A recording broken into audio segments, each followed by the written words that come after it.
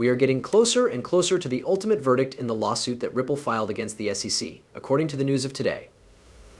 Under my opinion, Ripple's triumph appears to be more or less confirmed, and if I were to take a moment to remind you of what occurred the first time Judge Torres decided that XRP is not under security, well, XRP burst, skyrocketing by 30% and then some almost 2 times, from 47 cents to almost $1.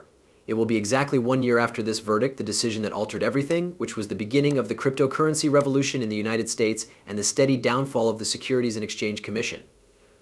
Concerning this matter, their predicament has only gotten worse over the past few days. And further, senior staffer Gary Gensler has quit the Securities and Exchange Commission SEC in order to take a high-power position in defense of cryptocurrency companies against Gensler and Senator Warren. This is just one of the many defeats that they have suffered. It's a major deal. Heather Slavkin-Corzo, a former policy director at the Securities and Exchange Commission, has recently joined the public policy firm Mindset, as reported by Elena Tourette-New, a writer for Fox Business. Mindset has a number of clients in the financial services business, including CryptoFocus, Paxos, and Paradigm. This is a noteworthy development. The discharge of a large number of CC workers over the course of the previous 3 years appears to have been caused entirely by Gary Gensler's implementation of lax practices and unlawful rulemaking. This is a significant piece of news. As a result of their illegal behavior in the legal system, attorneys have been fired, which is an absurd situation. A number of their attorneys, including some who were directly involved in the Ripple case, have been removed from their positions, all the way down to their policy directors. And every loss adds up, increasing the case in favor of Ripple. And once their official final verdict is in, when Ripple wins this 3-year-long litigation, XRP's adoption will increase in the United States, and this will eventually convert to its price. XRP is being worth more than it was before. Recently, the United States Supreme Court made a decision to invalidate the Chevron doctrine, which was a significant defeat for the Securities and Exchange Commission. This decision effectively confirmed that XRP has emerged victorious. The statements made by Mikhail and the Good Morning Crypto in this video should be carefully listened to. This indicates that the Securities and Exchange Commission SEC and the other 3-letter agencies are able to make references to themselves in legal proceedings. When it comes to the rippling test, the entire litigation is about the SEC's interpretation of the Howey test and how digital assets do not meet with the requirements of the test. Guys, we are about to get some extremely good news for everyone. Consequently, it is a race to get your goods out there in the market, and if you are a smaller player and there are other competitors in the race like BlackRock, the only advantage you have over someone like BlackRock is the opportunity to enter the ring first. Therefore, I believe that we are going to see a significant number of the smaller businesses begin to establish exchange-traded funds, ETFs, in an effort to front-run the BlackRock. Everybody's eyes have been opened as a result of Ripple, which is the reason why they have fought tooth and nail to demonstrate that the Securities and Exchange Commission is acting in bad faith, that they are being arbitrary and capricious.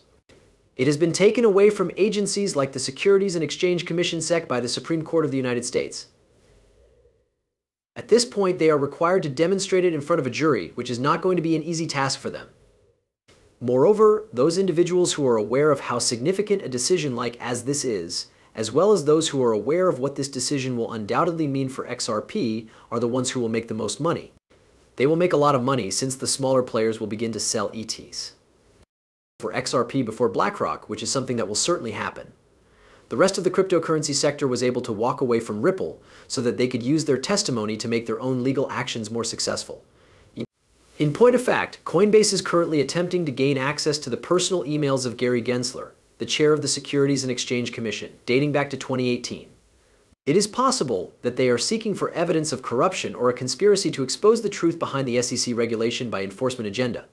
However, the reason that this is a significant piece of news is that these emails would also date back to when he was a student at MIT. As can be heard in this video clip from Mr. Man XRP, the conversation that was taking place between the Harvard legal team was only getting more heated. Reveals that they were aware of the Whipple v. CC case in 2019, which was 1 year before the actual case was brought before the court. However, what is even more intriguing is the fact that this video comes to an abrupt halt while he is still speaking. Pay close attention. I think, to be more specific, but I think that in 2019, or within the next 2 years or so, there is going to be a case, a test case of whether or not, similar to the application of Howey to legitimate non-fraud, token sales and token projects that are legitimate use cases that is not in question, and whether or not how these steps apply and how they are implemented. We have received a great deal of direction up to this point. With a great number of declarations and a great number of settlements against minor projects that weren't actually accomplishing anything, on the other hand, it is noticeable that none of the important projects that we discussed extensively and about which everyone is aware have been completed. The Chinese regulatory systems have been taken into consideration. They are still in this murky area, and in the video that I just showed you, one of the attorneys from Harvard mentioned that there will be a court case that will test the Howey test. After that, the simulated court case with Gary Gensler was released. It is possible that this has been a setup from the very beginning. This entire case has been a front to keep the price of XRP low in order to provide these institutions the opportunity to quietly amass inexpensive XRP before they flip the switch, which would result in the adoption of XRP's use case and an increasing price. That is to say, have you ever given any serious consideration to the implications? Or, for instance, the relevance of the Robinhood organization, the acquisition of Bitstamp by Robinhood. It is stated that it was a significant move in expanding their cryptocurrency business. Nevertheless, Ripple has bought a share in Bitstamp, which is the reason why Bitstamp is also enthusiastic about XRP. Furthermore, it is possible that Robinhood did this because they are also interested in acquiring XRP. Additionally, have you ever given any attention to the significance of this collaboration between Visa and HSBC? The research that Visa has published on their work with HSBC on their tokenized deposit can be found here. The report covers 2 use cases: real estate transactions and Visa card payments. Ripple has formed partnerships with both of the most prominent payment providers, which is a very significant development. As a result, they have been granted permission to gain access to Ripple throughout this entire process. Furthermore, the litigation has maintained a low price for XRP, which has caused investors to be concerned owing to the market's pricing remaining unchanged. However, what you need to understand, and the most essential thing you need to understand, is how quickly this transition will occur and how soon XRP might burst to be worth thousands of dollars, as seen in this video that was provided by Smoke. When it comes to getting started with Ripple, how long does the implementation process take? Just 3 weeks.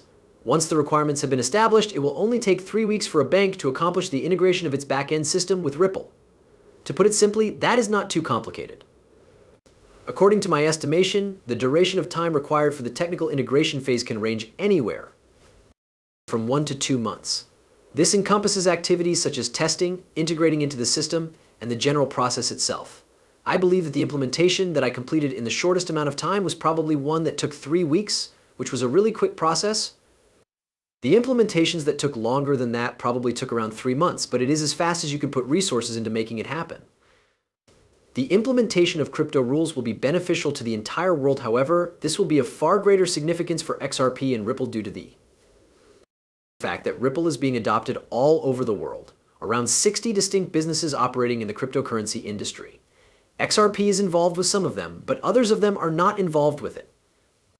I am a firm believer that every boat has the potential to rise, and I believe that the entire business needs to stop taking shots at each other and instead attempt to encourage each other and actually assist individuals in achieving their goals. Garnier has mentioned in the past that he believes that this verdict will come before the end of the summer, and that this ruling is going to work as a huge catalyst for the price of XRP to explode, just as it did in the past. The ultimate judgment is closer than it has ever been. As a temporary measure, we have some crucial dates to keep an eye out for, including the deadline for the narrowed petition to seal, which was yesterday, and the deadline to file a notice related to the exclusion of expert witness, which is nearing the end of this month, which is on July 26th. Things are about